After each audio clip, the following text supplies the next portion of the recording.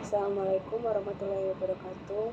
Kali ini saya akan mempresentasikan materi rangkuman mengenai pengaruh kenyataan terhadap sastra sosiologi.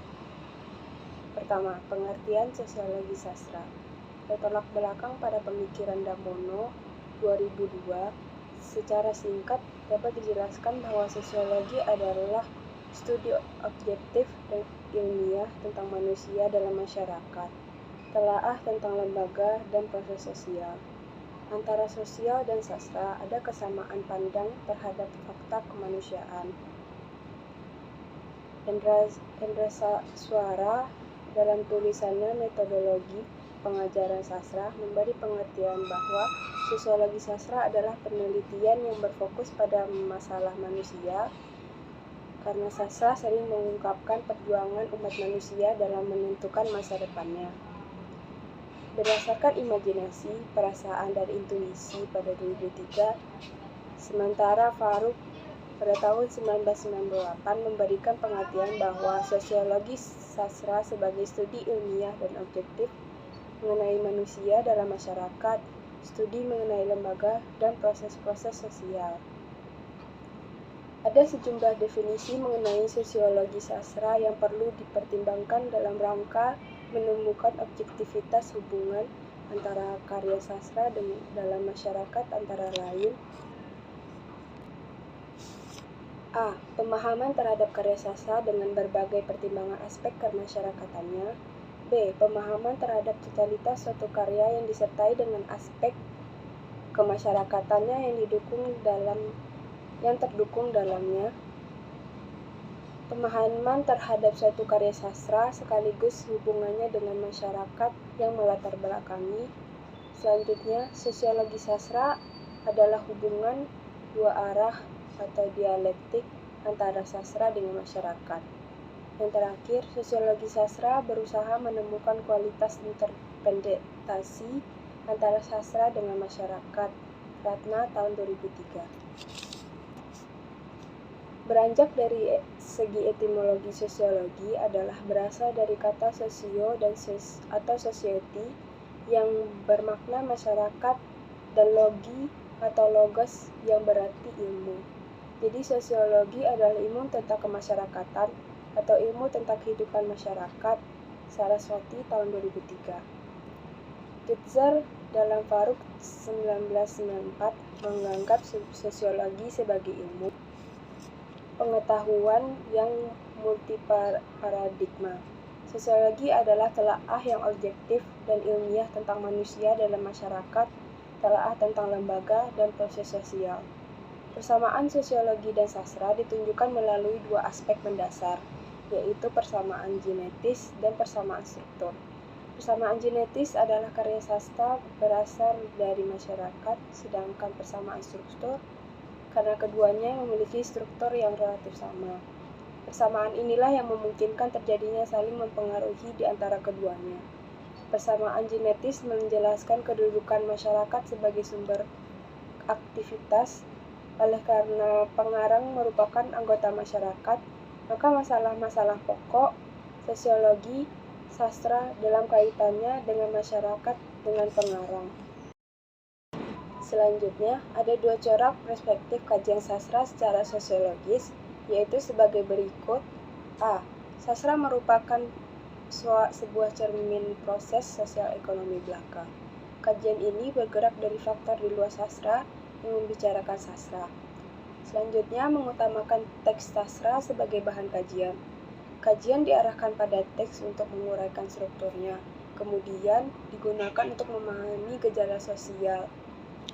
Welek dan Weren tahun 1993 mengatakan bahwa efektif tidaknya sikap sosial memperkaya suatu karya sastra bergantung pada faktor penentu sosial dan pembentuk bentuk sastra yang sudah ditentukan. Kedua, sejarah sosiologi sastra. Biarpun di belahan negara lain seperti Prancis, Jerman, dan Yunani, sosiologi sastra telah berkembang luas, di Indonesia termasuk tumbuh terlambat. Secara tradisional, objek sosiologi dalam sastra adalah manusia dalam masyarakat, sedangkan objek ilmu-ilmu kelamaan adalah gejala-gejala dalam alam. Masyarakat adalah orang-orang yang hidup bersama dan menghasilkan kebudayaan. Perbedaannya, apabila sosiolog melukiskan kehidupan manusia dan masyarakat melalui analisis ilmiah dan objektif, sastrawan mengungkapkan melalui emosi secara subjektif dan evaluatif. Sastra juga memanfaatkan pikiran, intelektualitas, tetapi tetap didominasi dengan emosionalitas. Menurut Damono pada tahun 1978, apabila ada dua orang sosiolog yang melakukan penelitian terhadap masalah suatu masyarakat yang sama, maka kedua penelitiannya cenderung sama. Menurut Plato, karya seni semata-mata merupakan tiruan atau mimesis yang ada dalam dunia ide. Jadi karya seni merupakan tiruan dari tiruan. Secara hierarkis, seni berada di bawah kenyataan. Pada saat ini, tampak dua pandangan yang berbeda, seperti karya sebagai dunia yang otonom, yang kemudian tampak dalam aliran strukturalis. Selanjutnya B, karya seni sebagai dokumentasi sosial, seperti berbagai penelitian yang dilakukan oleh ahli marxis, psikologi, dan penelitian sosiologi yang lainnya. Selanjutnya, antara konsep sastra dan sosiologi. Konsep-konsep sastra yang terkait secara langsung dengan sosiologi sastra antara lain sebagai berikut. Pertama, konsep resepsi atau penerimaan masyarakat tertentu terhadap karya tertentu oleh Leo Lewontin. Selanjutnya ada konsep hegemoni, karya dalam kekuatan wacana internal di dalam mengevaluasi struktur sosial oleh Antonio Gramsci. Selanjutnya konsep trilogi, pengarang karya, pembaca, karya sastra sekaligus dalam kaitannya sebagai objek, kreator, dan audiens oleh René Wellek atau Austin Warren dan Ian Watt. Dan selanjutnya ada konsep refleksi sebagai intuisi. Di samping merefleksikan, sastra juga merupakan bias terhadap masyarakat oleh Harry Levin. Konsep patronase, karya dalam keterkaitannya dengan perlindungan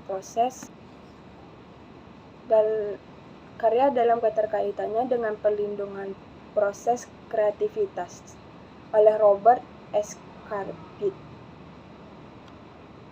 Konsep retorika, sejarah, kesejajaran antara narasi sejarah dengan sastra oleh Hayden White.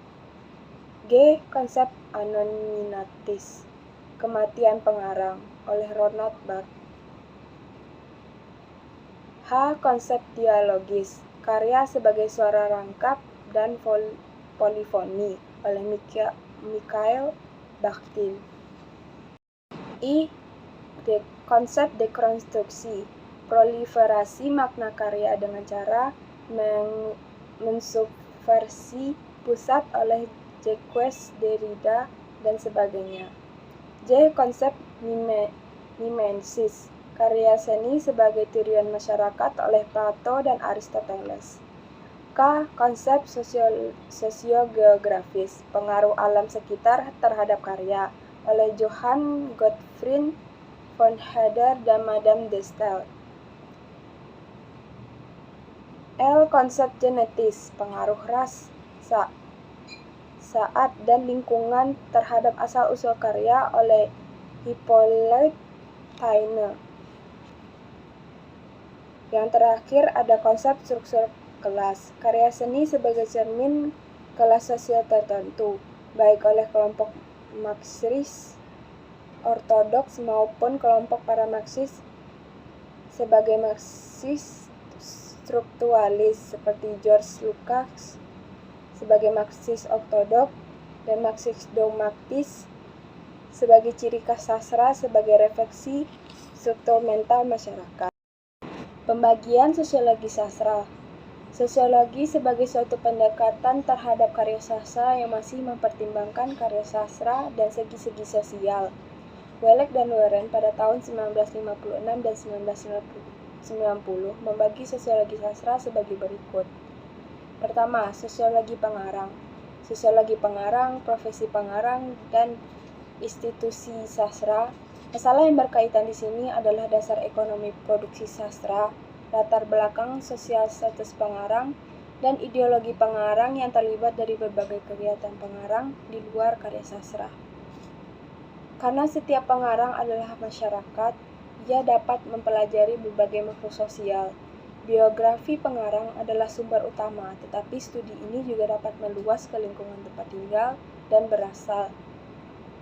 Dalam hal ini, informasi tentang latar belakang keluarga atau posisi ekonomi pengarang akan memiliki peran dalam mengungkapkan masalah sosiologi pengarang oleh Welek Warren 1990.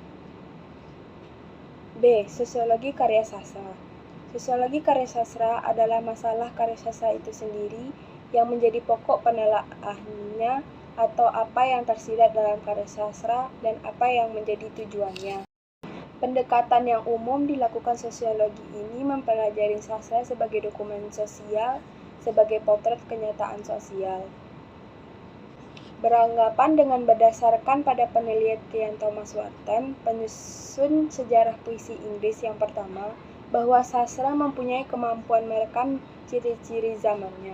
Bagi Warton dan para pengikutnya, sastra adalah gudang adat istiadat, tulisan sumber sejarah peradaban. C. Sosiologi sastra. Sosiologi sastra yang memasarkan pembaca dan dampak sosial karya sastra. Pengarang dipengaruhi dan mempengaruhi masyarakat. Seni tidak hanya meniru kehidupan, tetapi juga bentuknya. Banyak orang meniru gaya hidup tokoh-tokoh dunia rekaan dan diterapkan dalam kehidupannya. 6. Sastra sebagai cermin masyarakat. Berkaitan dengan sosiologi sastra sebagai kajian Eggleton tahun 1983 mengemukakan bahwa sosiologi sastra menonjol dilakukan oleh kaum Marxisme yang mengemukakan bahwa sastra adalah refleksi masyarakat yang dipengaruhi oleh kondisi sejarah.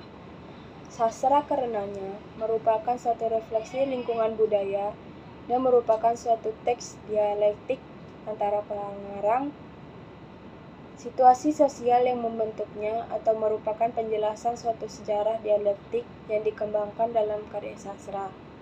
Sebagaimana yang dimukakan Damono pada tahun 1972, pun mengingatkan bahwa dalam melakukan analisis sosiologi terhadap karya sastra, kritikus harus berhati-hati dengan slogan "Sastra adalah cermin masyarakat". Hal ini melupakan pengarang, kesadaran, dan tujuannya. Seniman tidak semata melukiskan keadaan sesungguhnya, tetapi mengubah sedemikian rupa kualitas kreativitasnya. Dalam hubungan ini, Theo tahun 1984 mengemukakan ada 4 cara yang mungkin dilalui, yaitu A. Afirmasi, merupakan norma yang sudah ada. Selanjutnya B. Restorasi, sebagai ungkapan kerinduan pada norma yang sudah usang.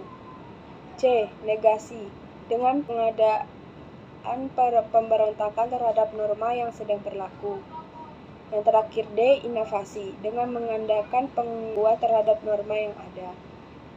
Yang ketujuh, strukturalisme genetik dalam sosiologi sastra. Strukturalisme genetik adalah salah satu tipe sosiologi sastra yang memahami karya sastra dari asal-usul genetiknya. Ada beberapa konsep yang dipahami dalam strukturalisme genetik, yaitu pengarang sebagai subjek transdividual atau subjek kolektif, pandangan dunia, fakta kemanusiaan, struktur karya, dialektika, dan pemahaman penjelasan. Penjelasan menurut Wiatni tahun 2013 adalah sebagai berikut. A. Pengarang sebagai subjek tradividual atau subjek kolektif. Selanjutnya yang terakhir, wilayah kajian sosiologi sastra.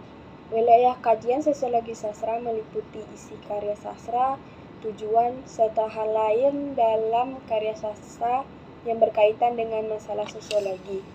Karya sastra sendiri merupakan sebuah dokumen sosial. Hal itu dikarenakan karya sastra memiliki unsur cerita atau isi yang berkaitan dengan masalah sosial. Damono dalam Wiyatni tahun 2013 mengungkapkan bahwa karya sastra tidak dapat begitu saja jatuh dari langit. Pasti ada hubungannya dengan sastrawan, sastra, dan masyarakat. Sekian penjelasan saya mengenai pengaruh kenyataan terhadap karya sastra. Terima kasih. Wassalamualaikum warahmatullahi wabarakatuh.